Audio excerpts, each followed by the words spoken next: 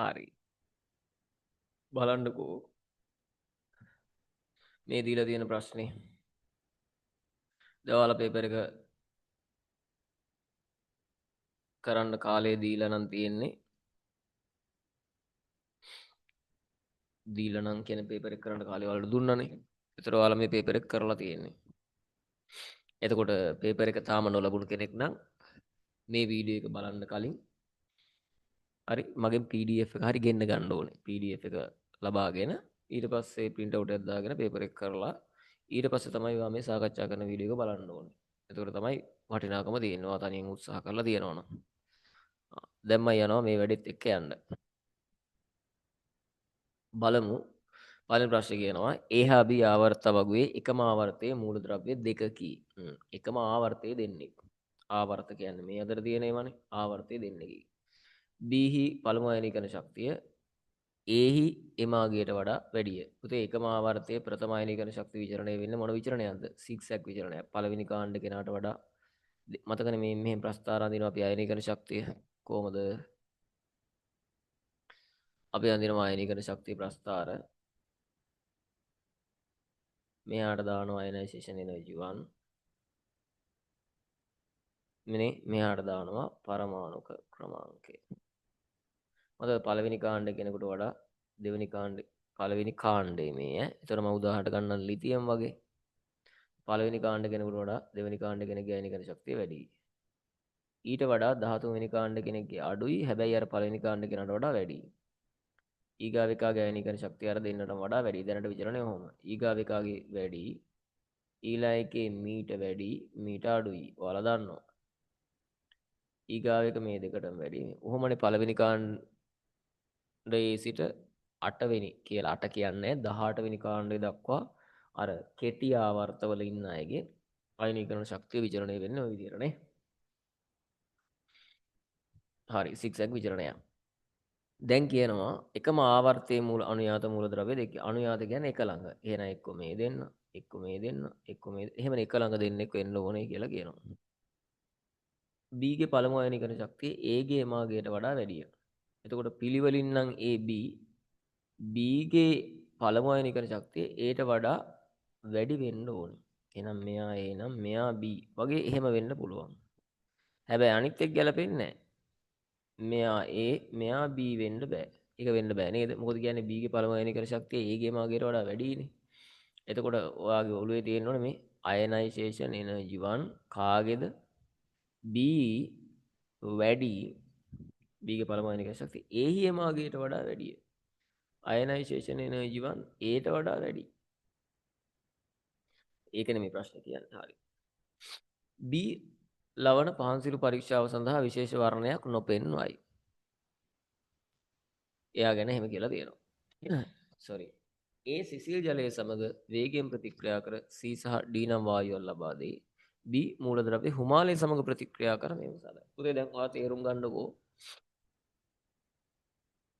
ඔය කියන කතා බහේ විදිහට. ඔය කියන කතාවේ හැටියට බොහොම සරලව මේ යන්නේ. සිසිල් ජලය සමග මූලද්‍රව්‍ය ප්‍රතික්‍රියා කරනවා. B කියන මූලද්‍රව්‍ය හුමාලය එක්ක ප්‍රතික්‍රියා කරනවා. හරිද?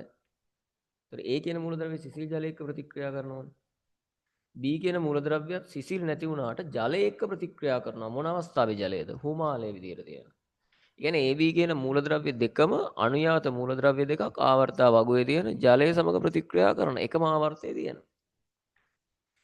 මොකද ජලය සමග ප්‍රතික්‍රියා කරන මූලද්‍රව්‍ය අපිට හම්බ වෙනවා පළවෙනි කාණ්ඩේ. අය හම්බ වෙනවා දෙවෙනි කාණ්ඩේ. අය අපිට ජලය සමග ඒ කියන්නේ ඇල් ජලය හරි උණු ජලය හරි හුමාලය හරි ඔය තුනෙන් එකක් එක්ක හරි සමහර තුනම එක අඩුම එකක් එක්කවත් ප්‍රතික්‍රියා කරන මූලද්‍රව්‍ය හම්බෙන්නේ පළවෙනි කාණ්ඩේ දෙවෙනි කාණ්ඩේ. අය හම්බෙනවා 13 නෑ 14 නෑ හරි 15 නෑ 16 නෑ පැහැදිලි ගියේ නේද 17 වෙනි කාණ්ඩේ නම් අය හම්බෙනවා. ඇයි ඒ? ඔය F2 ජලය එක්ක ප්‍රතික්‍රියා කරනවා Cl2 ජලය එක්ක ප්‍රතික්‍රියා කරනවා මතකයි නේද? හැබැයි අය 18 කාණ්ඩය අය නෑ. ඒතර ඔයාට තේරෙනවද AB අනුයාත එක මූලද්‍රව්‍ය දෙකක් නම් එකම ආවර්තයේ නම් AB දැන් 16 17 වෙන්න බෑනේ AB දෙන්න. මොකද 16 හිටියොත් ඌ ජලයේ ප්‍රතික්‍රියා වෙන්නේ නැති කෙනෙක්නේ. 17 එක විතර ප්‍රතික්‍රියා වෙලා බෑ මේක AB දෙන්නම. 17 18 AB වෙන්න බෑ. 17 එක ජලයක ප්‍රතික්‍රියා වුණාට 18 එක උච්ච වායුවේ ජලයේ දිහා බොහෝ අය එක්ක ප්‍රතික්‍රියා වෙනවා. එනයින් හොඳටම පැහැදිලි මේ ජලයේ එක්ක මොනම අවස්ථාවේ හරි ජලයේ එක්ක ප්‍රතික්‍රියා වෙන එකම ආවර්තයේ පීඩන මේ මූලද්‍රව්‍ය දෙක අනිවාර්යෙන් කීවෙනි කාණ්ඩේ පළවෙනි කාණ්ඩේ දෙවෙනි කාණ්ඩේ කනාවට ඔය උත්තර ගන්න එපා ඔය තර්කයට ගන්න ඕනේ ඔයාලට හිතේ යන්නේ මෙයා වැල් බයිලා ගහනවනේ එකපාරට දැකපු ගමන් අපිට ඕක කොහොමද හිතුණා කියලා ඒතර ඔයා මේව ගැන හිතලා නැහනේ ඒතර ආයෙම වැඩක් නැහැ එහෙම කරන්න එපා අනිවාර්යෙන්ම තර්ක කරලා උත්තර ගන්න ඉගෙන ගන්න කාලේ හරි එහෙනම් මෙයාලා පළවෙනි කාණ්ඩේ දෙවෙනි කාණ්ඩේ බව පැහැදිලි එතකොට ඒකත් ගැලපෙනවනේ පළවෙනි කාණ්ඩ කෙනෙකුට වඩා දෙවෙනි කාණ්ඩ කෙනෙක්ගේ අයනීකරණ ශක්තිය වැඩි වීමේ සෙට් කියනවා ඊගාවට පට්ටවය. දැන් මම පළවෙනි කාණ්ඩේ දෙවෙනි කාණ්ඩේ අය ටික පල්ලෙහාට ලියා ගන්නවා. sorry. පල්ලෙහාට ලියා ගන්නවා. ඒතර මම මේ ටික අමතක කරා. මම බොහොම එමීට යන්නේ මේ වැඩේ ලස්සනට වෙන්න ඕනේ. හරි.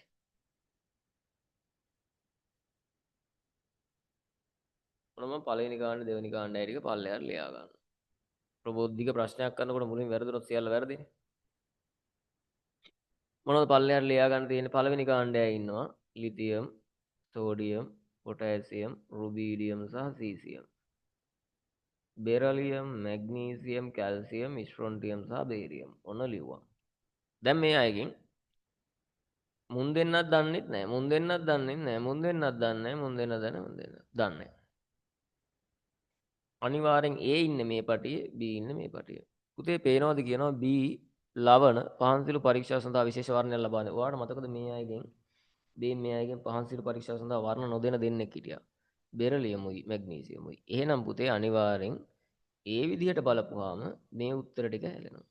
එහෙනම් මේ හතර තමයි සැක. නේද? ඕන්න බලන්න. ඊගාවට කියනවා සිසිල් ජලය සමග වේගයෙන් ප්‍රතික්‍රියා කර සීසා ඩී වායු ලබා දී. ඉතින් දැන් පොඩි ප්‍රශ්නයක්. මොකද ප්‍රශ්නේ? දැන් ඔය මැග්නීසියම් නම් ඇල් ජලයක ප්‍රතික්‍රියා කරන්නේ උණු ජලයක යන්ත්‍රයෙන් ප්‍රතික්‍රියා කරන හුමාලයක හොඳට ප්‍රතික්‍රියා කරනවා. බෙරලියම් ඇල් ජලයක ප්‍රතික්‍රියා කරන්නේ උණු ජලයක ප්‍රතික්‍රියා කරන්නේ හුමාලයක ප්‍රතික්‍රියා කරනවා. දැන් ඒ විදිහට බලපුවහම බෙරලියම්ද මැග්නීසියම්ද කියලා දෙකම සැකයිනේ මේ බීට. මොකද හුමාලය සමග පමණක් ප්‍රතික්‍රියා කර කියලා මෙතන වචනේ නෑනේ. එතන පොඩි අඩුවක් තියෙනවා. තේරෙනවද ඔයාලට කියන්නේ? එතන ඒකේ පමණක් කියලා තිබ්බනම් අපිට සැකයක් නෑ. දැන් මෙතන පොඩි අඩුවක් තියෙනවා සැකයක් තියෙනවා. අපි ඉවසමු. ඊළඟට කියනවා දැන් බලමු අපි චුට්ටක් ප්‍රශ්නේ ඒ හින්දා අපි චුට්ටක් ප්‍රශ්න පොඩ්ඩක් පල්ලෙහාට බලලා ඉමු නැත්තම් මගදී ගැලපෙන්නේ නැති වුණොත් එහෙම මොකද්ද කියන්නේ AB මූලද්‍රව්‍ය හඳුන ගන්න. අපි හඳුනගත්තොත් ලිතියම් බෙරිලියම් කියලා. ඕම ගිහිල්ලා කියනව නේද වැඩිපුර ඔක්සිජන් වායුව ඇති විට ඒ සිදු කරන රසායනික විපර්යාස සඳහා තුලින් සමීකරණය ලියන්න. පුතේ වැඩිපුර ඔක්සිජන් නැති විටයි අඩුවෙන් ඔක්සිජන් නැති විටයි කියලා ඔක්සිජන් එක්ක එක එක පළ කීපයක් හදන්න පුළුවන් කෙනා ලිතියම්ද සෝඩියම්ද මොකක්ද අහන්නවා ගිම්ම ඇයි පුතේ ඔයාලට මතක lithium sodium potassium rubidium caesium beryllium magnesium calcium strontium barium සමග ඔන්න ආවර්තව කොහොම තියෙනවා කියලා ඔයාලා ඉගෙන තියෙනව නේද මේ අය ෆ්ලුවරින් නැර මේ හරියට තියෙන ෆ්ලුවරින් කියන කෙනා ඇර ඔක්කොම ඔක්සයිඩ් හදනවා ඒක හදන්නවනේ ඊගාවට මේ S ගොණුවේ අය ඉගෙනගෙන තියෙනවා නේද ඕව අමතක කරන්න මේ S ගොණුවේ අය ඔක්කොම වාතය රත් කරපුවාම ඔක්සයිඩ් හදනවා දැන් ඉතුරු කේම්මල් අමතක කරමුකෝ නේද නේද මෙයාලා ඔක්කොම ඔක්සයිඩ් හදනවා මේ මෙයාලා මම ඔයාලට උගන්ලා තියෙනවා ඔක්සයිඩ් හදනට අමතරව පෙරොක්සයිඩ් හදනවා ඊගාට ඔයාලට ඉගෙන දෙනවා අපි මේ මෙයාලා වාතය රත් කළ විට සුපොක්සයිඩ් හදනවා ඇයි සර් ස්ට්‍රොන්ටියම් බේරියම් හැලුවේ කියලා කලබල වෙන්න එපා මේ සාමාන්‍ය තත්ත්වයට වාතය රත් කළ විට ස්ට්‍රොන්ටියම් බේරියම්ටත් සුපොක්සයිඩ් තියෙනවා නිකම්ම වාතය රත් කළ විට හදන්න පුළුවන් වෙයිද කියන එකේ චූටි කේසයක් තියෙනවා මොකද ඕවා සෙල්සියස් 500 600 වගේවත් රත් කරන්න වෙන අවස්ථා තියෙනවා සරලව මේ කියන්නේ වාතය රත් කරපුවාම වැඩිපුර ඔක්සිජන් වායුව ඇති විට මේ නිකන් සාමාන්‍ය තත්ත්වයට විශේෂ කතාවක් කියලා නෑ හරි. කොහොමත් අපිට ඒක අදාළ වෙන්නේ නැහැ. එතකොට ඔයාට පේනව නේද වැඩිපුර ඔක්සිජන් නැති විට අඩුවෙන් ඇති විට කී එක එක පළ හදන්න හැකියාව තියෙන කෙනා කවුද? ලිතියම්ද සෝඩියම්ද? දැන් අපිට අර සැක්කටුවෙක් දෙන්නේ සෝඩියම්නේ. එහෙනම් පුතේ අපිට මේ උත්තර දෙකෙනුත් අපිට ඉස්සරහට යන්න පුළුවන් වෙන්නේ කවුරු අරන් ගියොත් විතරයිද? සෝඩියම් අරන් ගියොත් විතරයි. එතකොට එතන තව chance එකකුත් තියෙනවා මම මේක ගැනීම තුල. අනිත් chance එක තමයි ඒ සිසි ජලය සමග වේගයෙන් ප්‍රතික්‍රියා කරයි කිව්වනේ. සාමාන්‍යයෙන් ලිතියම්ට වඩා සෝඩියම්ගේ ප්‍රතික්‍රියාශීලීතාවය වේගයත් වැඩියි. නේ? එනයින් සෝඩියම් අරයි යනවා. ඒතකොට මට මෙහෙදි හිර වෙන්නෙත් නැහැ. තාර්ක පැහැදිලි වැඩේ සුබයි ගමන හොඳයි. අපි දැන් යන් දෙන්නත් එක්ක.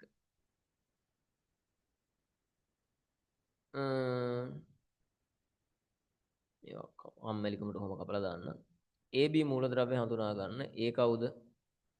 සෝඩියම්. B කවුද? මැග්නීසියම්. ඊගාවට B හරි කියනවා A සිසි ජලය සමග ප්‍රතික්‍රියා කර C සහ D නම් වායුවක් ලබා දේ. පුතේ A සිසි ජලය සමග ප්‍රතික්‍රියා කරපුවම හදන්නේ සෝඩියම් හයිඩ්‍රොක්සයිඩ් සහ H2 නේ. එහෙනම් C ද්‍රාවණය කවුද? Sodium hydroxide. ද්‍රාවණය ජලීය. E කවුද?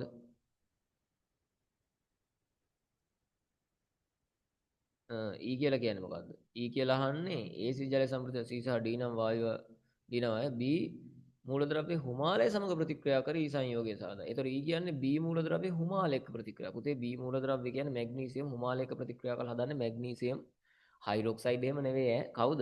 Magnesium oxide. ඒවා ඔයා තියරිටි කරන තියෙනවා. ගණය. මතකනේ? හයිඩ්‍රොක්සයිඩ් නෙවෙයි. D වායුව කවුද? nothing මේවා කරන්නේ nothing H2. වැඩිපුර ඔක්සිජන් වායුව ඇති විට ඒ සිදු කරන රසායනික විපර්යාස සඳහා තුලිත සමීකරණය ලියන්න. පුතේ දැන් මම මේ ටික මගලා දාලා පල්ලෙහාට යනවා. පල්ලෙහා කොටසට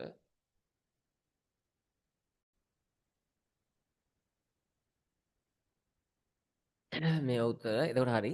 වැඩිපුර ඔක්සිජන් වායුව ඇති විට ඒ සිදු කරන රසායනික විපර්යාස සඳහා තුලිත රසායනික සමීකරණය ලියන්න. කොහොමද ලියන්නේ ඒක? පුතේ ඉස්සෙල්ලා මම ඔයාලට පැත්තක ලියලා පොඩි කාරණයක් පෙන්නන්නම්. බලන්නකෝ මේක සෝඩියම් ඝනය O2 ගෑස් එක්ක ප්‍රතික්‍රියා කරොත් අපි හිතුවොත් ඔක්සයිඩේ හදන්න කියලා. හැදෙන්නේ සෝඩියම් ඔක්සයිඩ් නේද? ඔයා හිතන්න සෝඩියම් ඝනය O2 ගෑස් එක්ක සෝඩියම් පෙරොක්සයිඩ් හදුවා කියලා. ඒතර ලියන්න වෙන්නේ කවුද? Na2O2 ද බලන්න එතකොට O2 2 Na ප්ලස් කියන්නේ එකයිනේ. ඒක තමයි මෙතන ලියලා මේ දෙක තමයි මෙතන ලියලා තියෙන්නේ නේද? එතකොට ලියන්නේ Na2O2 කියලා. හරි නේද වැඩේ? එහෙනම් ඔන්න ඕක ලියලා තියෙනවා. එතකොට මේ දෙක තුලිත කරද්දි මෙයාව හොඳ දිශෙන් බලද්දට ගන්න සෝඩියම් 2යි එහෙම වුණොත් මෙතන 1යි. මෙතන දාන්න වෙන්නේ භාගයයිනේ. භාග සංඛ්‍යා හරලා ගියොත් මෙතන 4යි. මෙතන 2යි මෙතන 1යි. මේක තුලිත කරන්න මේ කොහොමද එන්නේ? කොහොමද මේක එන්නේ? මෙතන 1යි මෙතන 2යි මෙයාගේ 1යි. මට කියන්න වැඩිපුර ඔක්සිජන් වායුව ඇති විට සිදු වෙලා තියෙන ප්‍රතික්‍රියාව ওই දෙකෙන් කොහොමද? මේකේ පේනවද? සෝඩියම් 4කට ඔක්සිජන් 1යි. මේකේ සෝඩියම් 2කට ඔක්සිජන් 1යි. කෝකෙදිද වැඩිපුර ඔක්සිජන් ප්‍රතික්‍රියාවට එන්නේ? මේ 4කට එකක් තියෙනවා කියන එකද ඔක්සිජන් වැඩි බව ඇඟ වෙන්නේ සෝඩියම් 2කට ඔක්සිජන් එකක් තියෙනවා කියන එකද වැඩි බව ඇඟ වෙන්නේ? සෝඩියම් 2කට ඔක්සිජන් එකයි කියන එක ඔක්සිජන් වැඩි බව ඇඟ වෙනවනේ. එහෙනම් පුතේ මේක නෙවෙයි අහන්නේ. මේන් එහෙනම් ඔක්සිජන් වායු වැඩිපුර ඇති විට ඒ සිදු කරන රසායනික ප්‍රතික්‍රියාව. ඕම් ඔහොම එකක් අපිට ලියන්න බෑනේ අර උත්තරේට අපි ලිතියම් ගත්තා නම්. තේරෙනවද කියන්නේ? හරි. දැන් අපි ඊගාව ටිකට යනවා. මම මේවා පිරිසිදු විදියට යන්නේ කපල කරලා. B තනුක සල්ෆියුරික් අම්ලය සමග අම්ලය හා සාන්ද්‍ර සල්ෆියුරික් අම්ලය සමග සිදුවන තුලිත රසායනික සමීකරණ ලියන්න. B කියන්නේ කවුද? මැග්නීසියම්. පුතේ මේක ඔය පොඩි දෙයක් බලලා තියෙන මැග්නීසියම් තනුක සල්ෆියුරික් එක්ක දානවා. පුතේ තනුක සල්ෆියුරික් එක දාපම ඔයාලා ලියන්න ඕනේ. මැග්නීසියම් ධන දෙකට යනවා මනුස්සකමට ඇනායන වාඩි කරා මැග්නීසියම් සල්ෆේට් ජලීය සහ H2 ගෑස්. ඒක හරි. මොකද්ද සාන්ද්‍ර සල්ෆියුරික් කියනවාම වෙනස? මැග්නීසියම් ඝනය සාන්ද්‍ර H2SO4 වෙනස තමයි සාන්ද්‍ර සල්ෆියුරික් තනුක සල්ෆියුරික් වගේ නෙවෙයි ඔක්සිකාරක අම්ලයක්. ඒක දන්නවද කියලා බලන්න. දැන් මැග්නීසියම් ආයන යනවා මැග්නීසියම් ධන කීයටද? 2කට. ඒ අතරේ මෙයාගේ පස්ස හරණය වෙනවා SO2ට. ඉතින් මනුස්සකමට ධන දෙක ගාව අයනයක් වාඩි කරන අයනායන මැග්නීසියම් සල්ෆේට්මයි ජලීය. මෙතන පිට වෙන වායුව SO2 ගෑස්. ඒක හරි. ඊට අමතරව මේක රෙඩොක්ස් ප්‍රතික්‍රියාවක්. ඉතින් ඔයාට ඔක තුලිත කරද්දි කවුරු ලැබෙයිද? ජලය ලැබෙයි. ඉතින් ඒක රෙඩොක්ස් ප්‍රතික්‍රියාව තුලිත කිරීමෙන් කරන්න මේක හොඳ හොදිස්සියෙන් බලලා තුලිත කරන්නත් පුළුවන්. ඒක තුලිත කරගන්න ඒවා චූටි වැඩනේ. 6 ඊයත 4 සඳහන් කළ ඒ මගින් සාධන ඵල ජලයේ දිය කර ලැබෙන තනුක ද්‍රාවණය තුලින් ක්ලෝරින් වායු වැඩිපුර කරන ලදී. මේදී සෑදෙන ඵලයන් හඳුනා ගන්න. උදේ ඊයත 4 සඳහන් කරන දේ මගින් සෑදෙන ඵල ජලයේ දිය කර. 4 සඳහන් කළ ඒ මගින් සෑදෙන ඵලය මේක. ජලයේ දිය කර. උදේ දැන් ඔයා හිතන්නකෝ. සෝඩියම් ඔක්සයිඩ් ජලය දානවා. ඵල හඳුනා ගන්න විතරයි තියෙන්නේ. මම කියන්නේ මේ ජලය දානවා. ලැබෙනව කාවද? සෝඩියම් හයිඩ්‍රොක්සයිඩ් සහ හයිඩ්‍රජන් පෙරොක්සයිඩ්. පොඩි නැඹුරුවක් තියෙනවා කියලා තියෙන උගන්ලා තියෙනවා මම කවුරු පිට වෙන්නද? O2 පිට වෙන්නද නේ? ඕක තමයි ලැබෙන ඵල. මෙයා සහ මෙයා. භාෂ්ම ආදේශ ලැබෙන තනුක ද්‍රාවණය තුලින් ක්ලෝරින් වායු පූර්ණය කරන ලදී. සෑදෙන ඵලයන් හඳුනා ගන්න. ඉතින් එතකොට තියෙන්නේ පුතේ තනුක සෝඩියම් හයිඩ්‍රොක්සයිඩ් ද්‍රාවණයකුයි H2O2 ද්‍රාවණයකුයි නේ. සෑදෙන ඵලයන් ක්ලෝරින් වායු පූර්ණය කරන්නේ. ඒතර ඔයා කල්පනා කරන්න ක්ලෝරින් වායුවට මොනවද සිද්ධ විය හැකි ප්‍රතික්‍රියාව භාගී. එතකොට එතන හරියට තියෙන්නේ දැන් භාෂ්මික H2O2 භාගයක් වගේ. කාවද අපි මේකට යවන්නේ Cl2 වායුවනේ. ඔවුනේ. පුතේ මෙයාට ඔයා දන්නව නේද කාරකයක් ලෙස ක්‍රියා කරන්නත් පුළුවන් හාරකයක් ලෙස ක්‍රියා කරන්නත් පුළුවන්. Cl2 එනවා. දැන් ඔන්න එතන තියෙනවා හිතන්න දේවල් ගොඩාරියක්. සෑහෙන කතා ගොඩක් හිතන්න තියෙනවා. එතකොට අපිට හිතන්න පුළුවන් මෙයා දෙකට මොට්ටුයි. එතකොට මෙයා Cl2 තියෙනවා. ලැබෙන ඵල ලියන්න කියලා අදහස් අපි කියන්නේ. ඉතින් පස්සෙන් තමයි මෙයාගේ වෙන්නේ Cl2 පුතේ මේ තියෙන්නේ Cl2 ආසාවෙන් අලෝහනේ අලෝහ ආසා පුළුවන් තරම් මොන වෙනද ඔක්සි හරණය වෙන්නේ. එතකොට ඔයාට එතන ලියුවා හැකි දෙයින් මෙහෙම එකක් ඈ කෙටියෙන් කියන්නම් වේගෙන් Cl2 යනවා කියලා ලියන්න කාට Cl ඔක්සි හරණය. එතකොට H2O2 වෙනවා කියලා ලියන්න මොකක්ද ඔක්සි හරණය. පුතේ පස්සෙන් ඒක වෙන්නේ. මෙයා ඉන්න ඍණ එකේ නම් එයා කරණය වෙලා හදන්නේ කාටද O2. ඔයා දන්නවා හදන්නේ කාටද කියලා. හරණය වුණොත් මේ ජලය හදන්නේ. මෙන්න මේ ප්‍රතික්‍රියාව තුලිත කරන්න ඕනේ මොන මාධ්‍යයේද? භාෂ්මික මාධ්‍යය. නේද? මේ හරණයයි මේ කරණය. එතකොට ලැබෙන ඵල පැත්තේ වාට එන ඵල මන් නිකමට කිව්වොත් එහෙම ක්ලෝරයිඩ් O2 තුලිත කරද්දී ඊට අමතරව වෙයි ජලයනේ. මනුස්සකමට බාල්දියේ තියෙන කැටයන දාලා රසායන තුලිත රසායනික එක ගන්නකොට මෙතෙන්ද සෝඩියම් දෙයි. එහෙනම් ලැබෙන ඵල හඳුනා ගන්න කියලානේ කියන්නේ. ඒතර ඔයාලට ලැබෙන ඵලයන් විදිහට ලියන්න පුළුවන් කවුද? සෝඩියම් ක්ලෝරයිඩ් O2 සහ H2O. ඔක තමයි ලියන්නේ. පුතේ ওই ඵල සම්පූර්ණයෙන් වෙනස් වෙනවා. මේ බාල්දියේ H2O2 තිබුණ නැතුව සෝඩියම් හයිඩ්‍රොක්සයිඩ් විතරක් තිබ්බනම් ඈ. එහෙම වුණා නම් Cl2 සෝඩියම් හයිඩ්‍රොක්සයිඩ් තුලින් බුබුලණය වෙද්දී මොනවද වෙන්නේ?